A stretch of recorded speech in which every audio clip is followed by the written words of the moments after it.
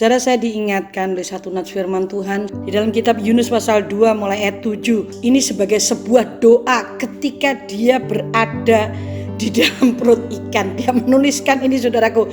Yunus berkata begini, ketika jiwaku letih lesu di dalam aku, teringatlah aku kepada Tuhan, dan sampailah doaku kepadamu ke dalam bait-Mu yang kudus. Mereka yang berpegang teguh pada berhala kesia-siaan, merekalah yang meninggalkan Dia dan yang mengasihi mereka dengan setia. Tetapi aku dengan ucapan syukur akan kupersembahkan korban kepadamu. Apa yang kunasarkan akan kubayar. Keselamatan adalah dari Tuhan. Nah, saudara, Yunus benar-benar dia mengerti yang dinamakan mengasihi Tuhan dan siapa Tuhan itu justru ketika dia berada di dalam titik yang paling bawah. Bayangkan saja, dia dilempar, saudaraku, ke laut dan dia ada di perut ikan. Justru disitulah dia mulai sadar akan keberadaan Tuhan. Nah, saudara, kadangkala Tuhan izinkan hal-hal yang besar sehingga membuat saudara dan saya itu masuk dalam titik terendah dalam hidup ini. Seperti Yunus, dia berkata, ketika jiwaku letih lesu di dalam aku, teringatlah aku kepada Tuhan. Jadi ini benar-benar mengingatkan Yunus tentang Tuhannya yang besar, di mana dia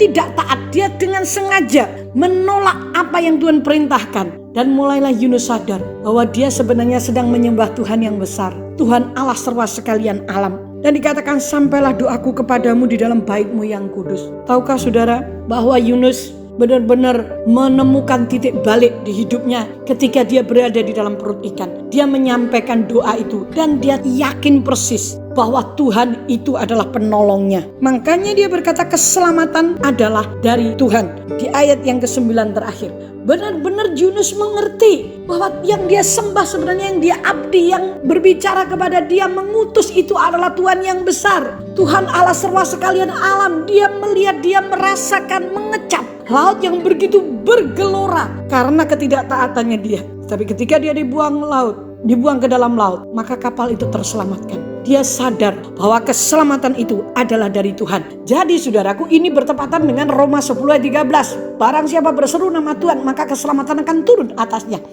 Saya ingin mengajak saudara untuk kembali ketika jiwamu letih lesu, engkau merasakan itu, mengalami itu, ingatlah akan Tuhan yang bisa menyelamatkan. Bahkan sampaikan doa kepada Dia ke dalam bait-Nya yang kudus, karena pasti Tuhan mendengarkan doa kita. Karena saya tahu bahwa kita menyembah Tuhan yang besar dan hidup.